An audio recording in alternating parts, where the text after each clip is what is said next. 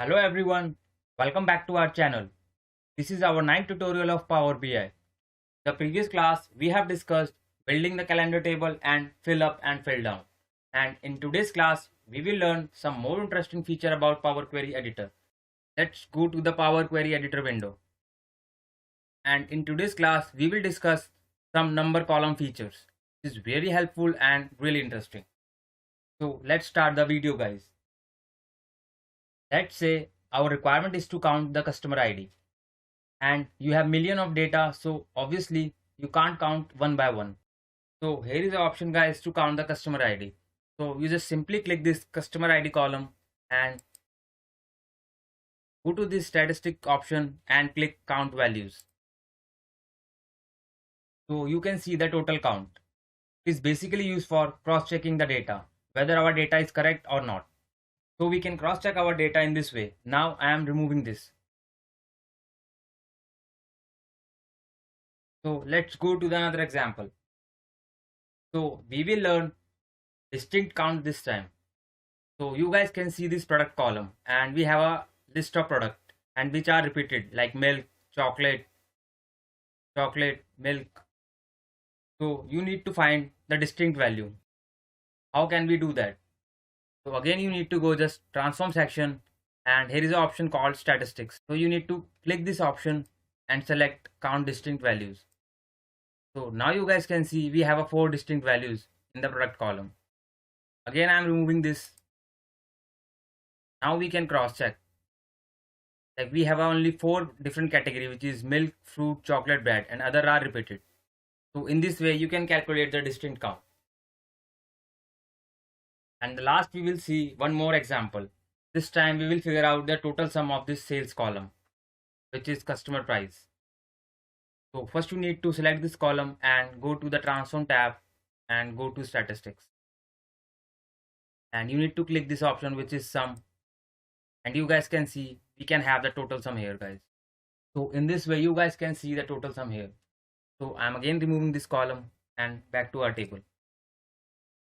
So now we have another useful option in number columns, which is standard. It is also really helpful to performing simple calculations. So I will remind you one thing before making any changes in query editor. If you want to change anything in same column, then you need to select transform. But if you want to perform the calculation in separate column, so you need to go with add column section. These options are available in both the section, in transform and add column. So it's depend on you where you want to perform this calculation. So this time I'm performing the calculation in the same column. So what I'll do, I'll just simply select this column and go to the transform section, and after that go to this standard. Just click on add and put it 100 here and click OK.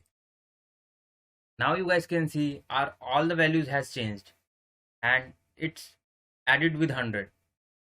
Previously it was 50, now it's 150. It was 75, now it's 175.94. So in this way you can add multiple calculation. You can add, multiply, subtract, divide, anything according to your requirement. Now I'll show you one more example with different calculation with the help of add column section. Let's say this time I want to calculate percentage of this entire column in a separate column. So obviously we need to go with add column and select this option which is standard. So let's say I want to calculate percentage of 3% rate. I'll just click percentage here and put it 50. Now you guys can see one more column has added with percentage. You can see 50% of 150.25, it's 75.125. 50% of 175.94, it's 87.97. So in this way you can perform any calculation according to your requirement. I would recommend do practice yourself as much as you can. Now moving towards another feature of number column, which is round off.